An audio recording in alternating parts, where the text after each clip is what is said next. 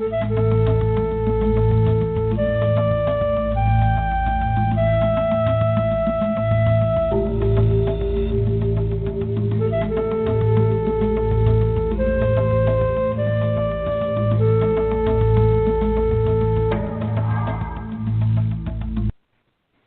the National Parks Arts Foundation is an incredible nonprofit organization that creates extraordinary and very unique artist-in-residence programs within the National Park Service.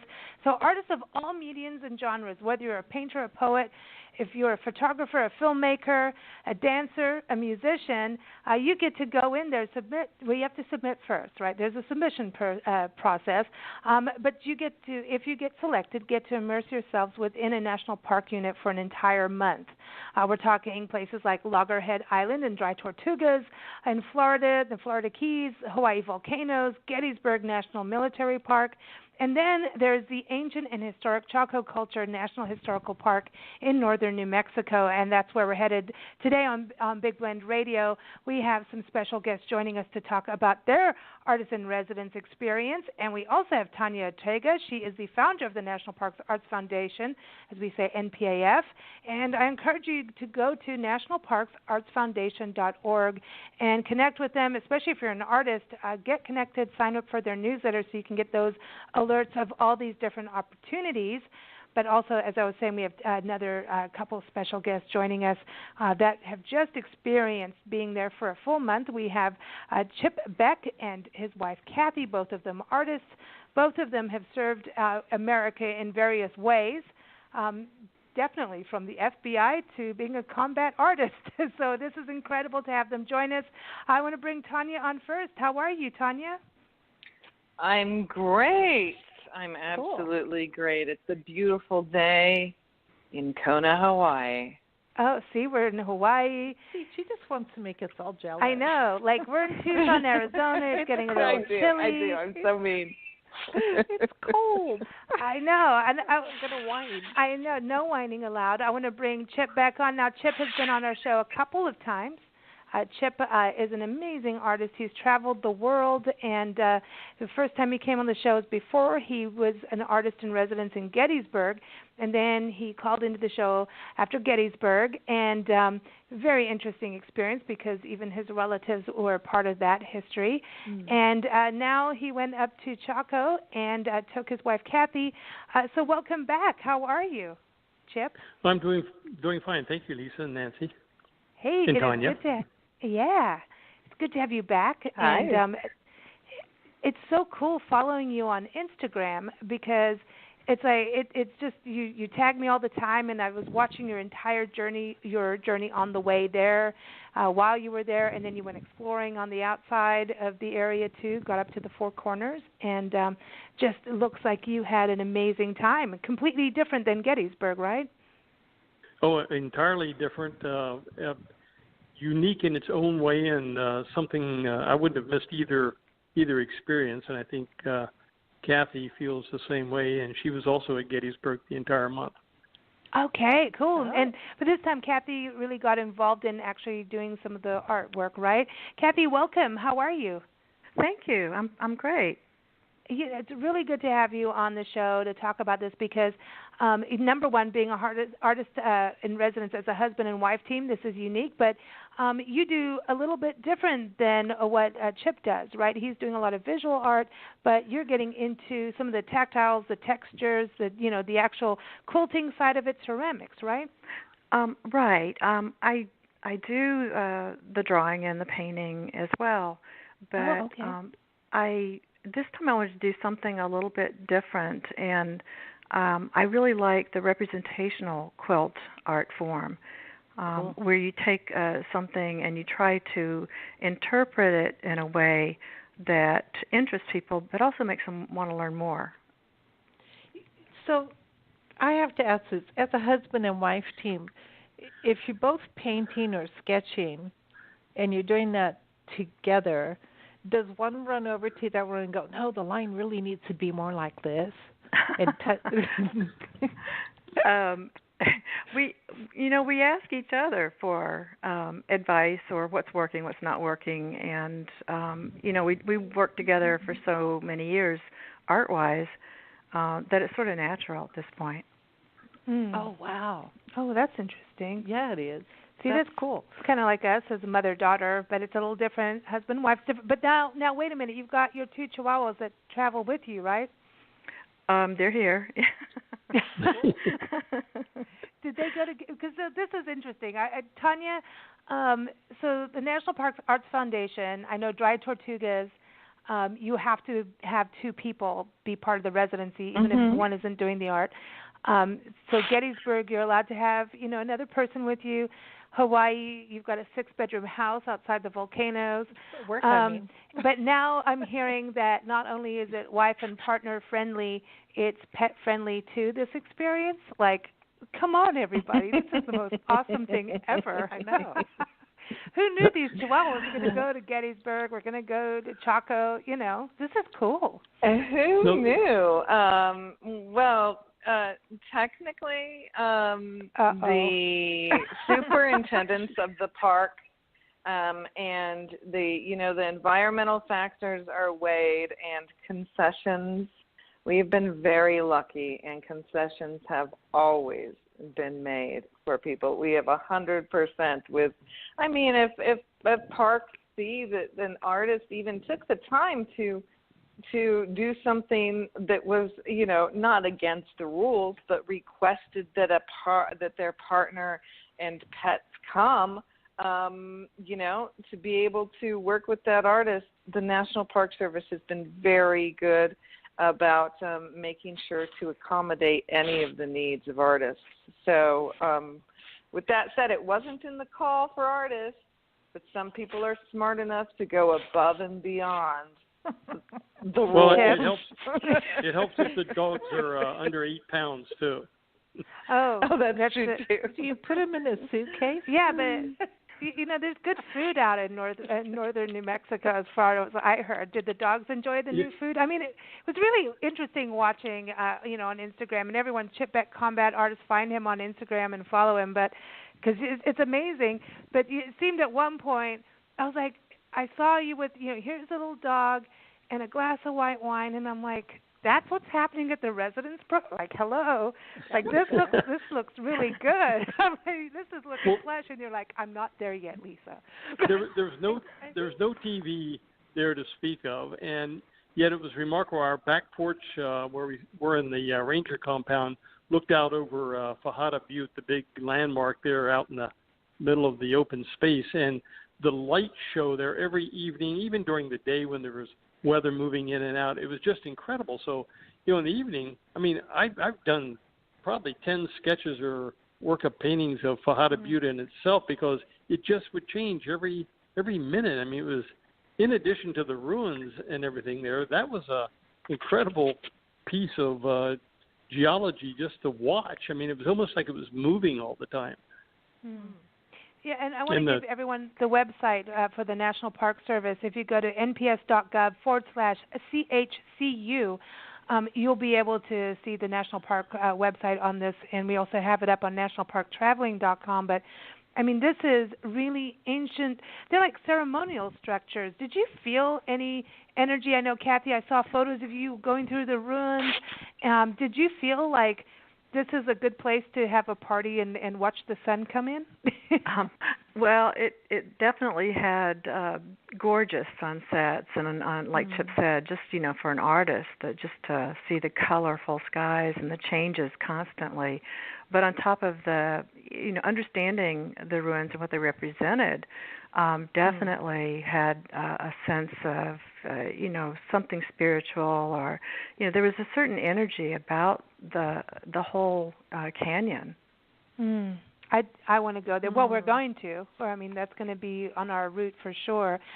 Tanya, let's back up a little bit about NPAF, the National Parks Arts Foundation, being connected with Chaco, because I think Chaco's always had this mystique. I know we're going to play the song Chaco from the Tallman Group at the end of this segment, but it has that vibe of it. There's that spiritual feeling, there's a special feeling, there's an ancient feeling. So, and you know New Mexico pretty well, right?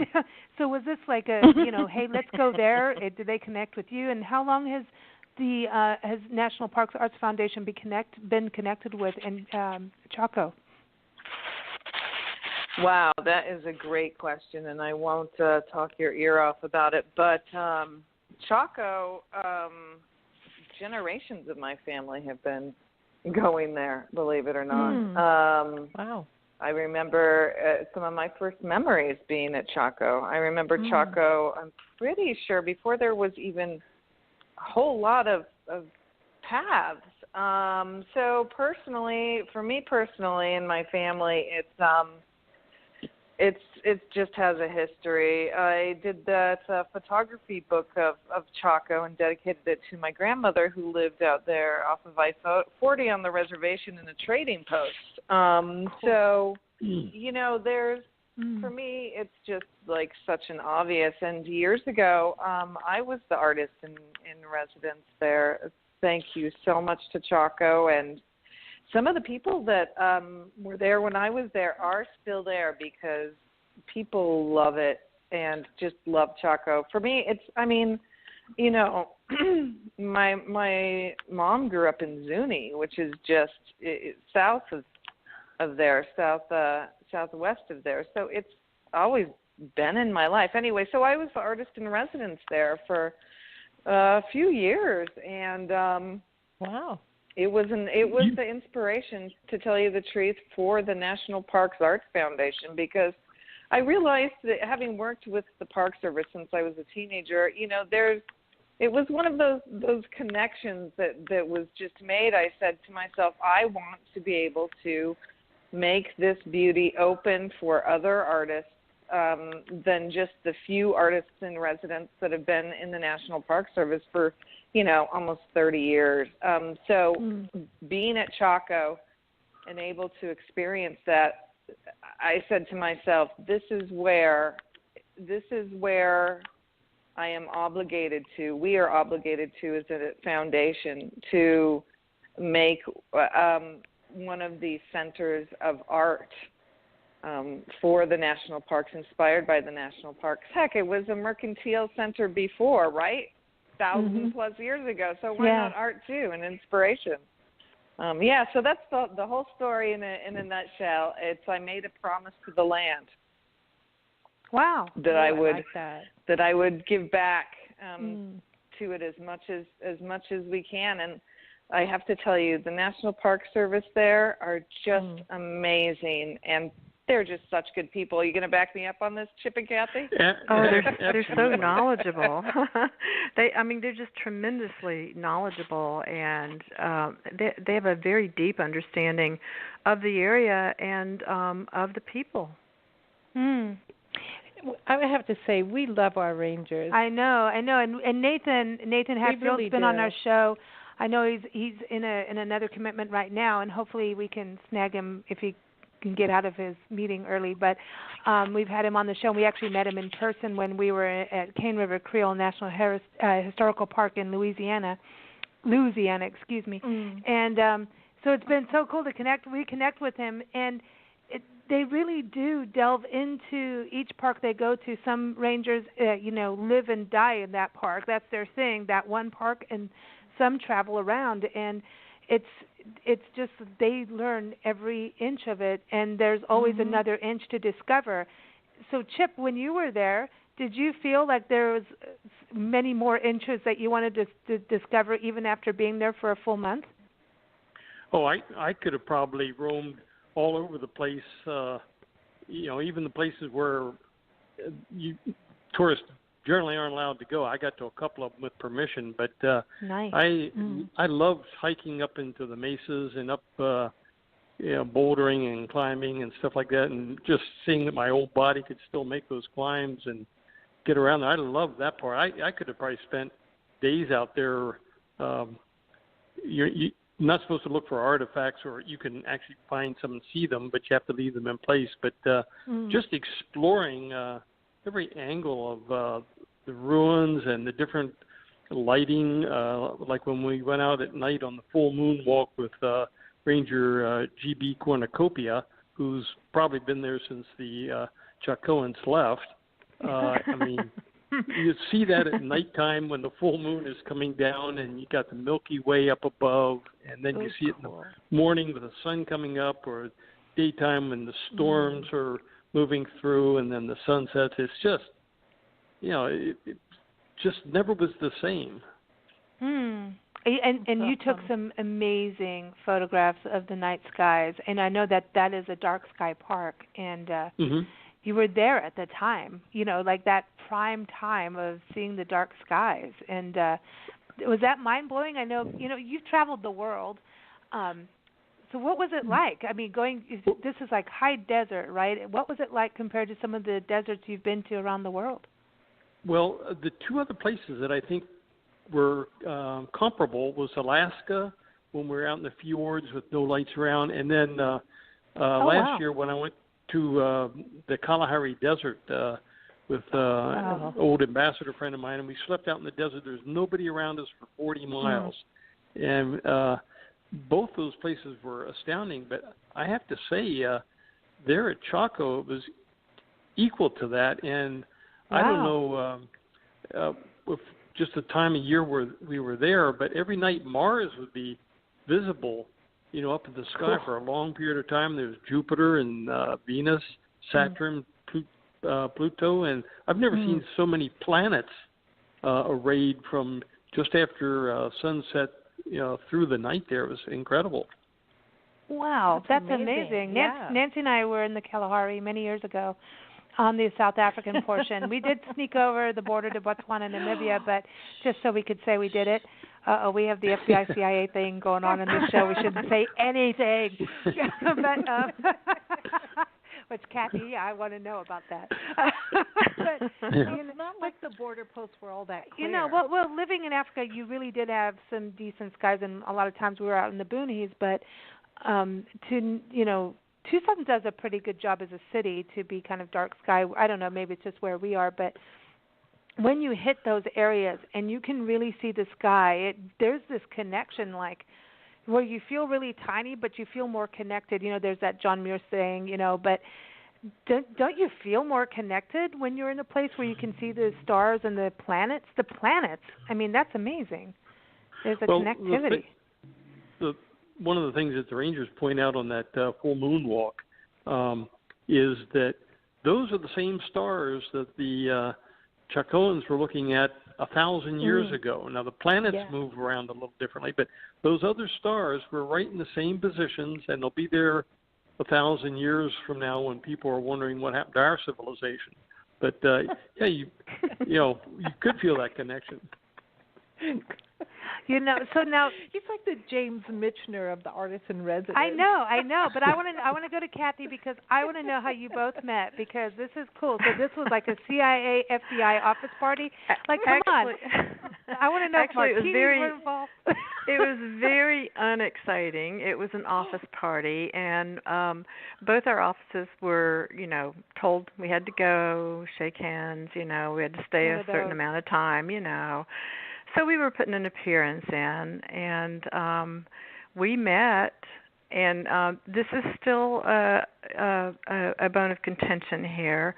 I was there, and he actually asked me to come over to his house and see his etchings. And I lost my wine. I spit it across the room because I couldn't believe he was trying that old line. And he swears it was sketches. It was sketches, not etchings. And awesome. And the fact is, he had some. So you went. Yeah. I love that. That's the best. Okay. We were married 6 months later. Hello. That is hysterical. That's the best line ever. So now you connected that way. So now, Kathy, are we allowed to know what you did before you went off and did artist residencies with Chip? Oh gosh, that would just seem so long ago. Secret Service. I know.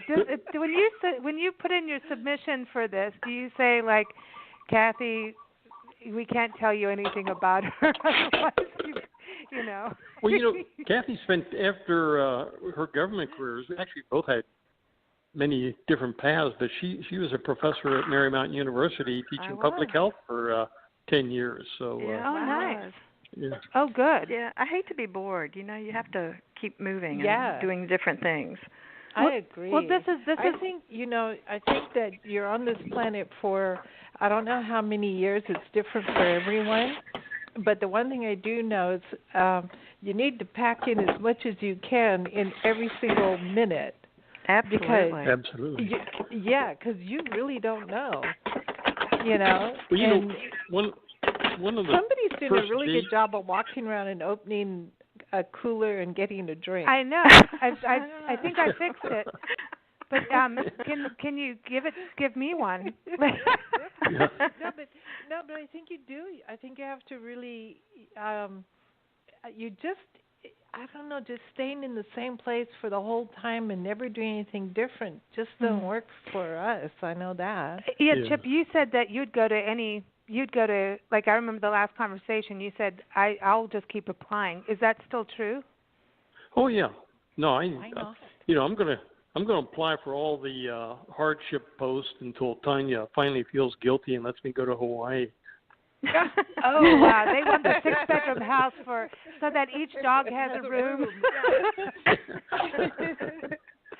So, Kathy, would you do it again? You did Gettysburg. Now this one. Oh yeah, yeah. We had a great time. Both places we had a great time. They were very different experiences, and Chip and I love doing things like this. I mean, we're our best friends, and you know, we always entertain ourselves. You know, wherever we are, it doesn't have to be any access to internet or TV or anything like that. We can just pull out a sketchbook and, you know, bounce off ideas. Now, one of our first dates after we had met was to take some sketchbooks out into Northern Virginia, not far from where our farm is now, but it wasn't there then. And we just sat in the grass and sketched barns and old things. And here we are 32 years later, doing the same still thing. doing the same thing in different parts of the world whenever we can. So. That is awesome. That is awesome. I love it, and I love your farm. I've been watching. You know, you've got ducks, you got a pond, you got a barn, you got cats, you got baby birds. Everybody, you got to follow Chip on Instagram. It's Chip Beck, Combat Artist on there, right? I'm just so used to And Combat-artist.com. That's the best website for people to view your work. I think so. I haven't paid much attention to that, so that needs some updating. More stuff is on the Tumblr.com and so Instagram. Combat-artist-chip-beck.tumblr.com.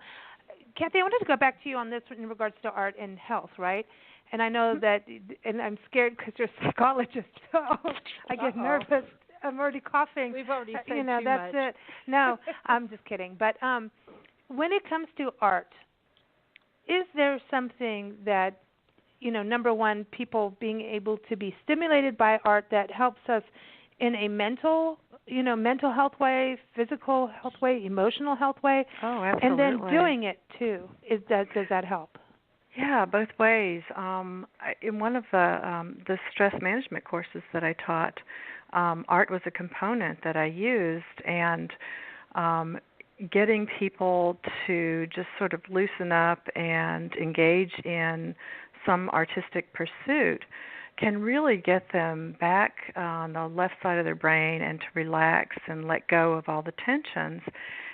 You know, if you're an artist, you can be in the zone and you just really lose time. You're just there and nothing else is happening around you, but your focus is just so intense, and the experience is really wonderfully intense and engaging. And I think that's with art, both generating art and viewing art. It's something that can tap into an area that brings us pleasure or can make us smile or relax. So definitely art was a component. I would bring in our art therapist to show what he or she did, you know, with patients working with art. So can I give the two of you an exercise? Because we've never done it with two people. especially No pushing. totally connected people. Uh-oh. Here's the exercise. It's a tree exercise, okay? Uh-oh. No, I think this would be really really want you to do it, and I really want to know your response to it. You have to find a tree, and the two of you go together to the tree that you both choose. Get on your hands and knees. You must get down. You have to be on your hands and knees because you got to get connected to the ground. And you put your right hand or left hand, whatever, you put a hand on the trunk of the tree and close your eyes and just wait till you can actually feel the heartbeat of the tree. Uh-oh. I told you now there's complete silence. No. Would you do that? Yeah, we'll look for an avocado tree. Oh, good. Well, any tree. I mean, I've never tried it with like a cactus because I don't think that would work so good. No, you can't do it at Saguaros here. But you know, there's going to be a plant or something that you can connect to and just try to feel the heartbeat of that plant. Normally it's easier I with a do tree. believe, if I'm not mistaken, this was an official class at Naropa in Boulder in the 90s. Oh. Really? Yeah. Oh. Wow. Nancy's been doing it since like the 70s. I know that. Yeah. Really? Yeah. Wow. That's very when they were doing this. But that's very similar to the way we felt when we were inside the rooms at some of the ruins. You know, when we were there at times when it wasn't very busy, and you could just close your eyes and feel, you know, just the whole, you know, you could just feel the walls and the ground below you and the sky right above you, and you know, you definitely had you know, a lot of the sensations that one could imagine being in that situation and living in the surroundings that, you know, were preserved. I think it's just a way of opening up your imagination, and it's a funny exercise. And some people say they did it, but you know they didn't. Other people did it, and they're like, whoa, you know. And everybody has a different response. But I've always found it just to be a real calming kind of. It's calming and it's centering, and your mind goes places you didn't think it would go. Oh yeah, I think it's a great exercise, and I think, you know, it's a form of meditation, like all of this. And what happens is people are kind of in tune with those kind of feelings and thoughts and sensations when they're children, and as they get older, they lose touch with that. Mm-hmm. You know, I think that's the thing, and I think that's where the part of the role of the arts is such a huge thing, is that it awakens you. Even if you're the person looking at the art, it's going to give you some feeling. What I think is so important about what you are doing, going into a park and creating art, if there's the tactile version, like I say, I call it, I know it's textile arts, and you know, I just call there's like tactile arts that you can touch and feel, and that there's a texture to it. And to me, there's something with that. Each mode of art or modality or genre, whatever everybody wants to call it, medium, there's something that is going to affect somebody in some way and connect with them. And so many people around the world don't have that opportunity to go the ancient site of what Chaco is. I mean, it is a cultural, historical park where it's ancient. It's really ancient. And so for people to be able to feel what you have experienced through art, through a quilt, through a painting, through your photography, you cannot quantify that. I always talk about that. This is going to go everywhere. So, you know, that to me is like this healing piece, but it's also awakening senses for people that get to experience it. Tanya, is that something that when you put NPAF together and said, okay, we want artists to go in, have these opportunities, it is that. When you talked about you made a promise to the land, part of this is when their art goes out and people get to see it. You know, Chip putting it on Instagram every day. I mean, he was putting these amazing pictures. There's elk, you know, the change of colors. I mean, all of it. And also the surroundings to understand a sense of place. Tanya, this is something big. It goes further. You can never really quite grasp how big it gets. You never are released. Mhm. Yeah. Yeah. You know, It's amazing. I say that in a scary voice, but it's you did. It's good. I did it for dramatic effect. Obviously, that was great. I love silenced it. everybody. That was really creepy, dude. You will Put your never head on be the tree. In a good way. Yeah. I didn't know, and we didn't know in the foundation that it was going to have that kind of effect that would last for so many years. And before we were a nonprofit, you know, I was myself creating these residencies at different parks. And it's not, I do not know an artist that it has actually ended. Yes, series of works of art has ended, but the experience has never, like, stopped. It's pretty amazing. And also, you know, I hate to speak for every single residency, but all of the artists and residents who have been at the park, Chip, you know this, you get to know the parks and the people, and they're just like, yeah, kind of come back whenever you like, you know. You are part of this land now. So it never lets you go. It doesn't. I actually still feel haunted by Gettysburg. I mean, that park still haunts me. Yeah, well, I'm bad. I'm staring at a painting that is one of the ones I'm giving to Gettysburg, but I'm still pulled back to Gettysburg, and I know I will be pulled back to Chaco as well. From, you know, the people that live there, the experiences that happen are so different, but yet so important, and trying to make sense of war, politics, culture, civilization. It's exciting, it's challenging, it's mysterious. Some questions, most of the questions about Chaco can never really be answered, which is part of the fascination, that mystery there. I loved it. I mean, just climbing up to the tops of those mountains and looking 70 miles away into Colorado from there into the San Juan Mountains and seeing snow-capped mountains and thinking, okay, maybe some guy 1,000 years ago was lighting up a signal fire here, which I call the Chaco Internet. And it's just incredible then, the things probably that work happen, better. the things they're doing. Yeah, obviously. Can you tell me about what's up with the climber, like the Chaco climber? This photo that you sent that is, I mean, tell me about that.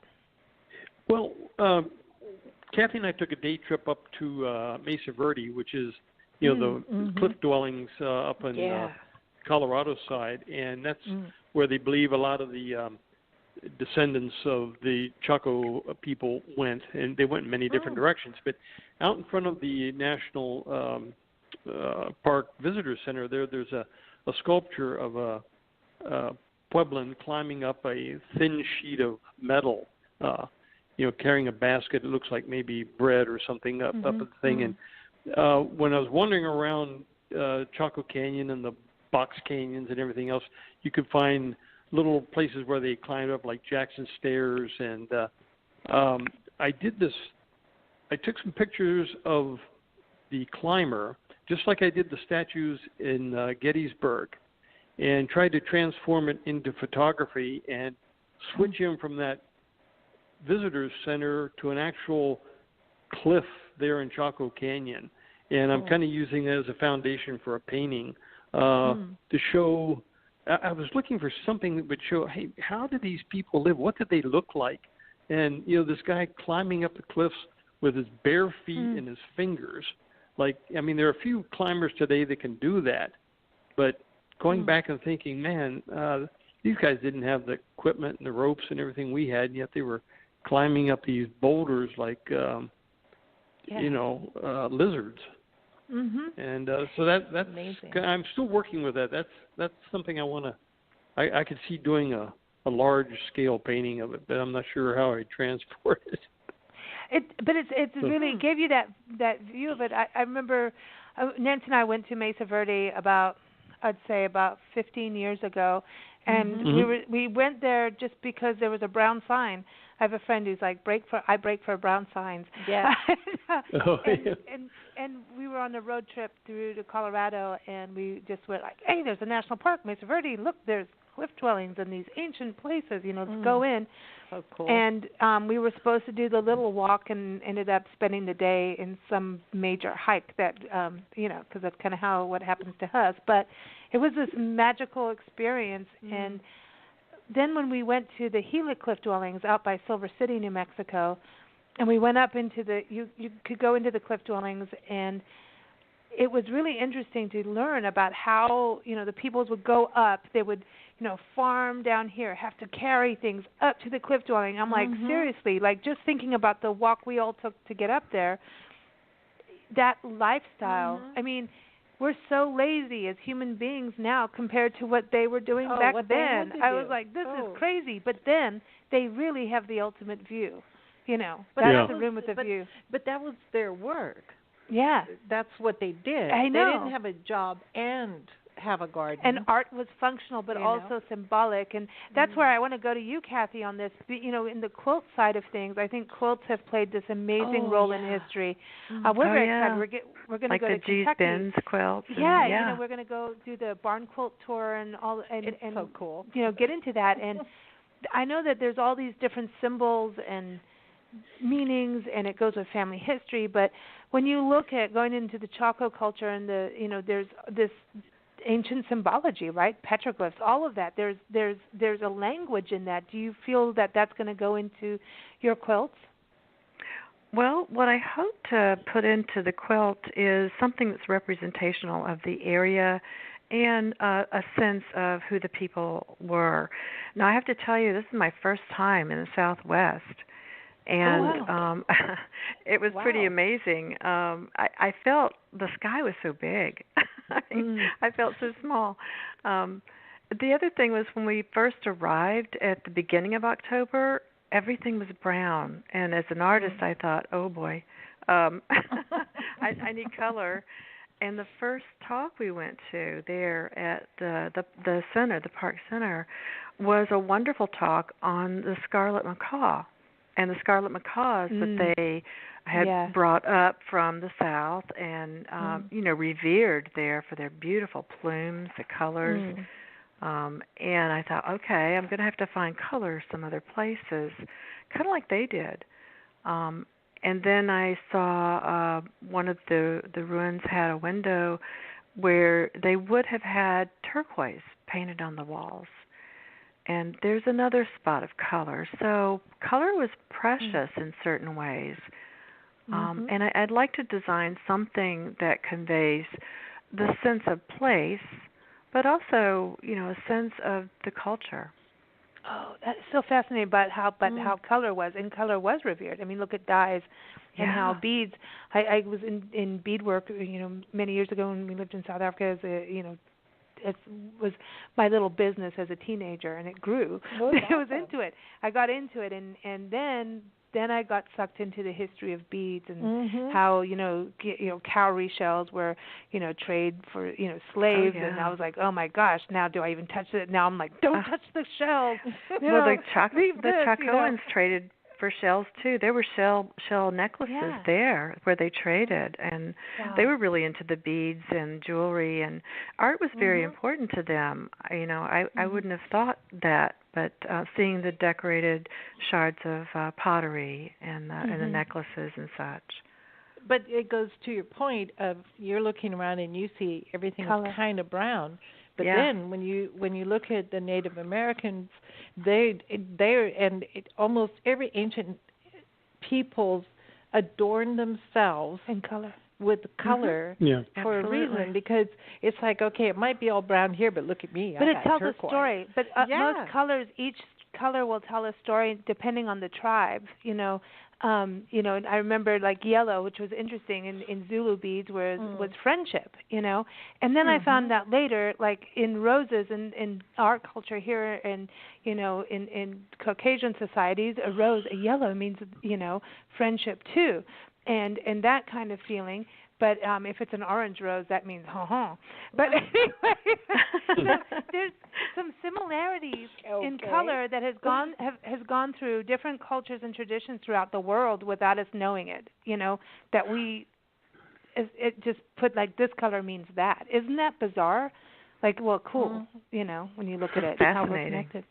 Yeah. The longer we stayed there, the more color became evident, because the day we arrived was actually when the rains from Hurricane Rosa were sweeping across Arizona, and we were going through several different storm cells just to get into Chaco Canyon. And when we got there, we drove around the loop, the 9-mile loop, and we saw these, they call them waterfalls, but they're actually mud coming down. So that was the only time we were there that we actually saw these waterfalls. And I've done a painting of that, but then later the cottonwoods were turning brilliant yellow, and it was a fall color, but they lasted for the entire 3 or 4 weeks we were there, and the tamarisks were orange, and then you look at the different desert flowers that are still popping up there, pinks and purples and lavender and yellows, and so I tried to take some photographs of those things in the foreground a couple times, but the color was there, and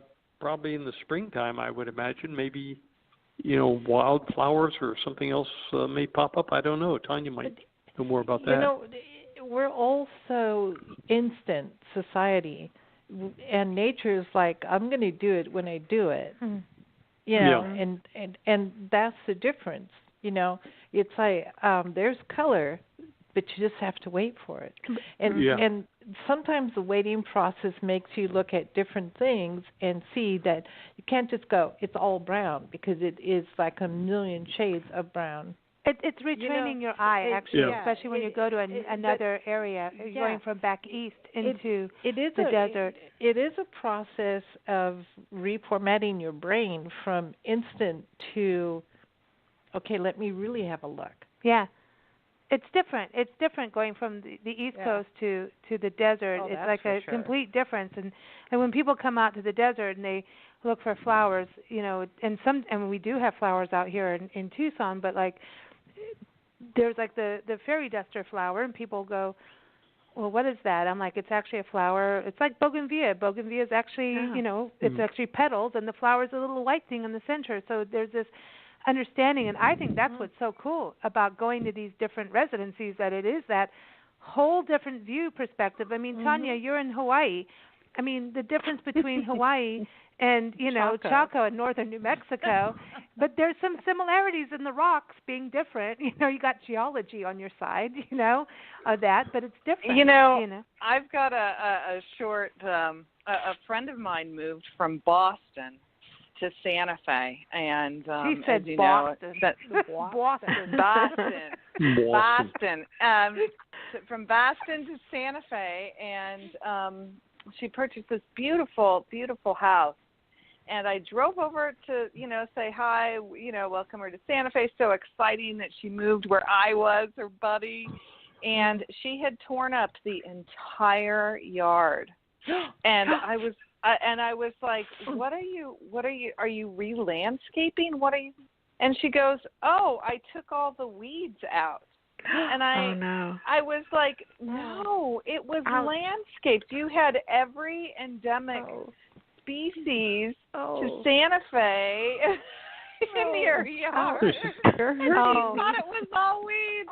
She thought it was all weeds because it wasn't lush foliage, Oh my gosh, we had that happen where we were buying a house out in Josh Tree, and this guy that we were buying from, we're looking at, and he starts going around with this thing. He goes, well, this time of year you need to do this, and he's hacking away at native flowers, and we're looking at him. I'm like, I'm going to throw you across right now.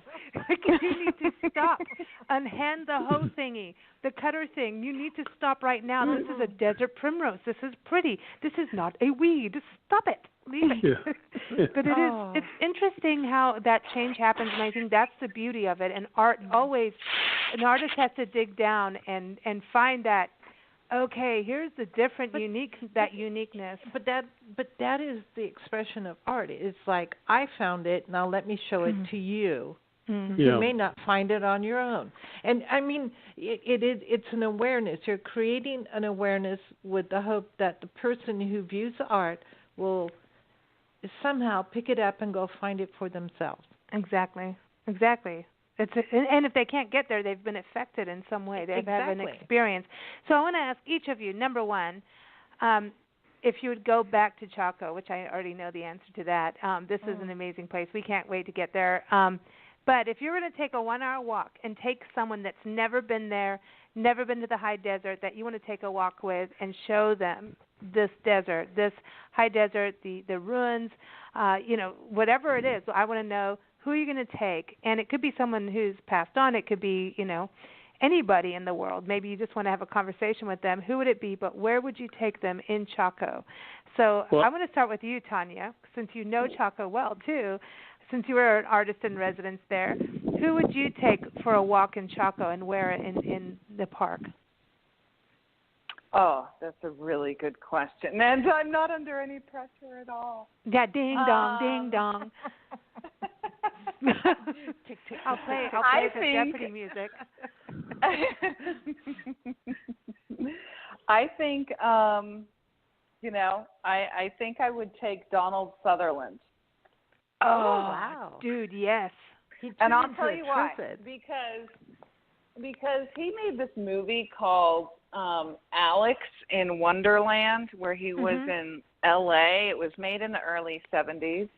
And it was kind of a different perspective of sort of L.A. and nature and being with the city and being under the influence of certain things. Anyways, I would like to take a walk with him on the I know it's a weird thing to call it. I don't know if they call it this anymore, but the ley lines that are in Chaco, all the roads that go out of Chaco, that they are thinking were probably for trade.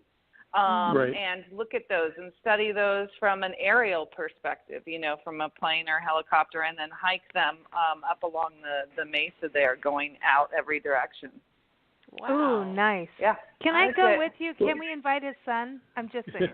I would just like to watch that movie. Yeah, I'd like to watch that movie too. That sounds like my thing. I don't even know where I got it. I think I had like a bootleg copy, or I wonder if it even exists in the world. It's all like biophilia, man. It's like biophilia. I want to see it. I love Donald Sutherland. My favorite word, biophilia.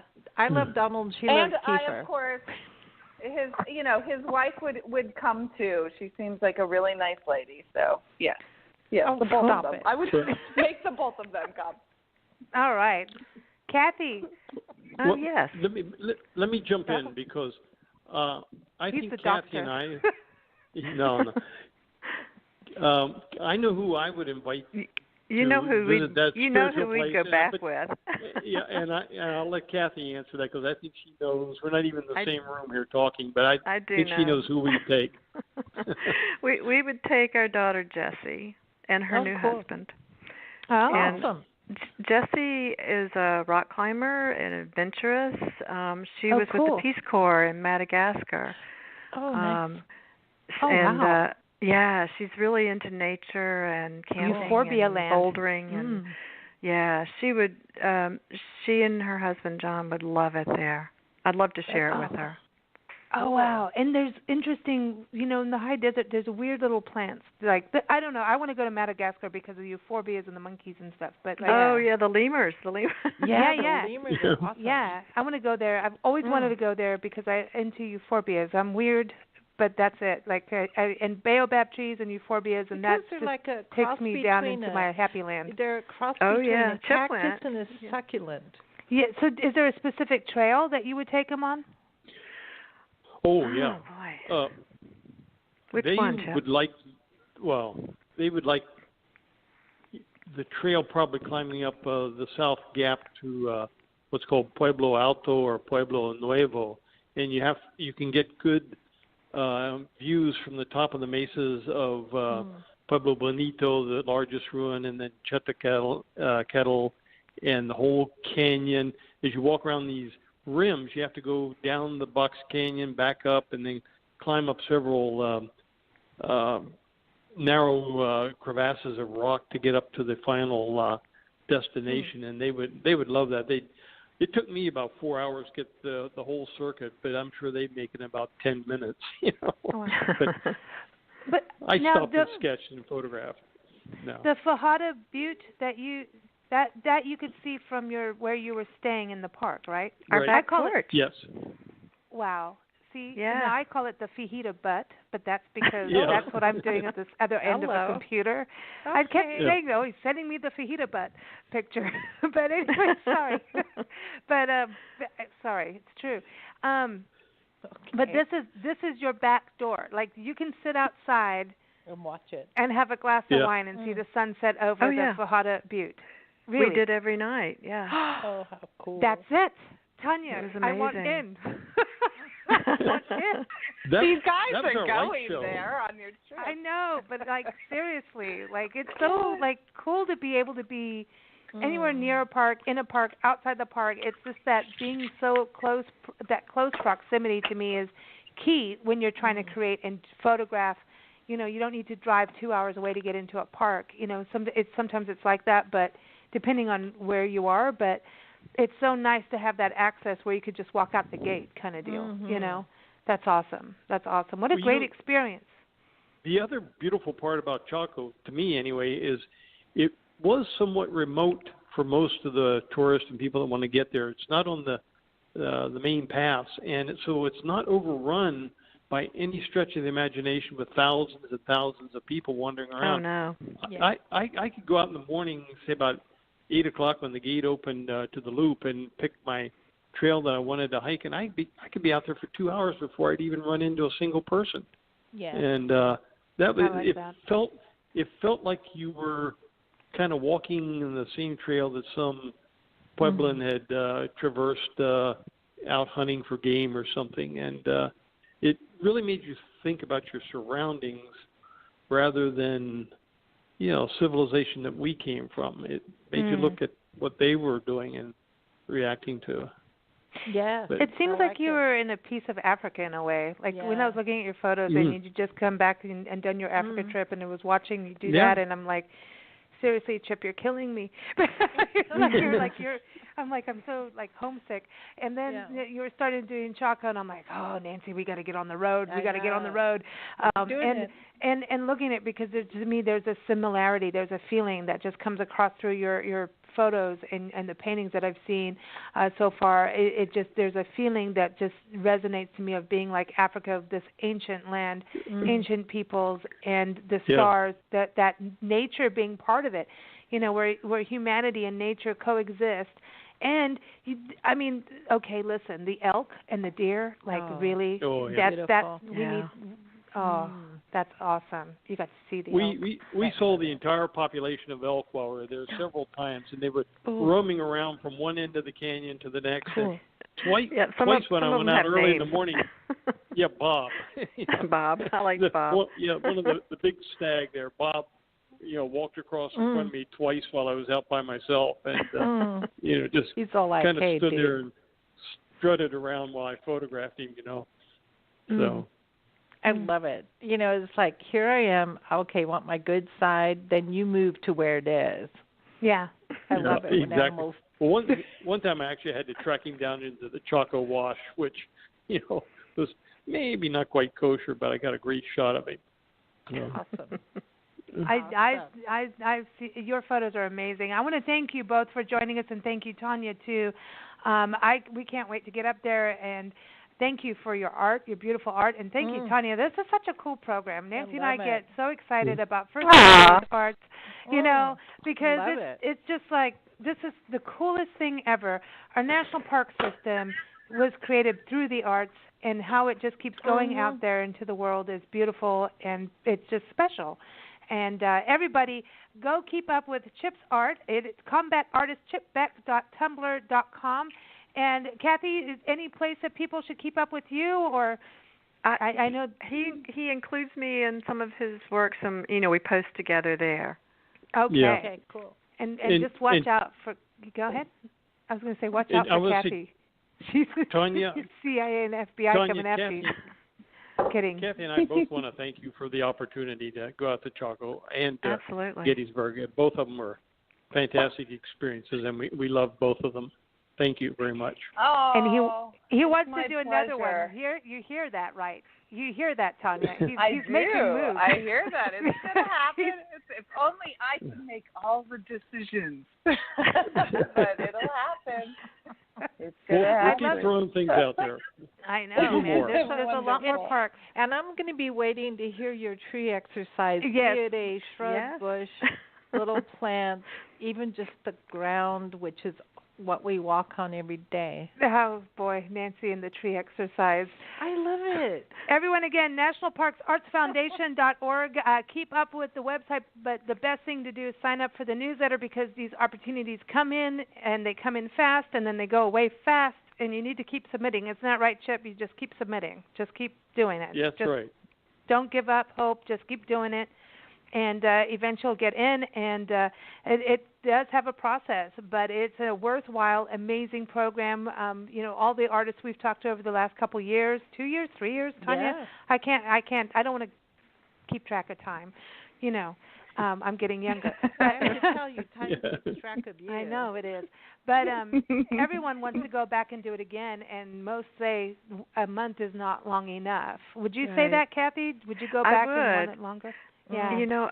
At both places, Gettysburg and Chaco, it felt like you were just really kind of getting into the groove and really trying to understand a few things more deeply. And you could have spent, a lot more time there and still, have not taken away everything you wanted to.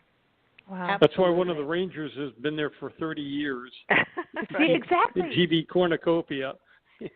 You can't do everything. I've got to give a shout out to GB too. He's pretty amazing. He was there when I was there. He is. He was there when the Chacoans were there.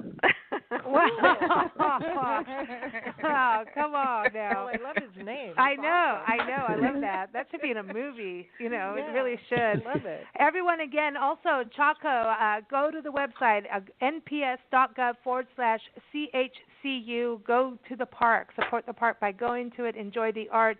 And if you're an artist, musician, filmmaker, dancer, photographer, if you have the creative bone, do it. Submit to the National Parks Arts Foundation. Go to nationalparksartsfoundation.org. Now, BigBlendRadio.com is our website to keep up with our show schedule, but we have special music. We have our official Chaco song from the Tall Men Group, and we love the Tall Men. Yes, we do. They're a six-pack. So, yes, now they're a five-pack. But we still, I know. They things happen with bands, but it's all good stuff. But this is Chaco off of their very first album together, 12x6. And they are really all tall men. And go to tallmengroup.weebly.com. But here it is, Chaco. Thank you for joining us, Chip, Thanks, Kathy, guys. and Tanya. Thank you, Lisa and Thank Nancy. you. Thank you. Take care, guys. You too.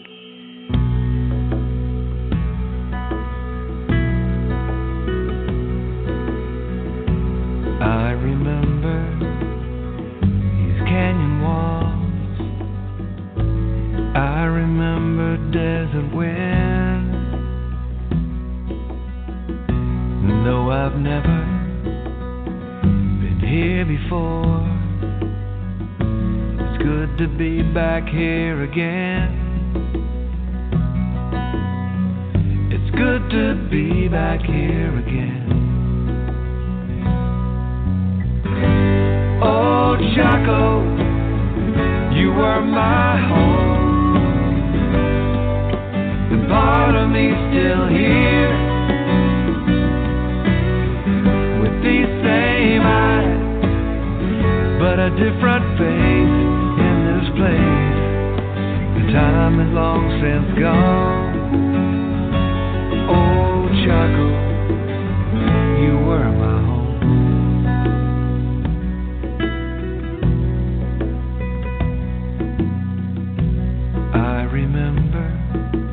Turquoise in my hand. I remember stars at night.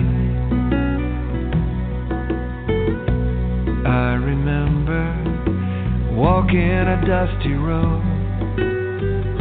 I don't remember how I died. I don't remember how I died.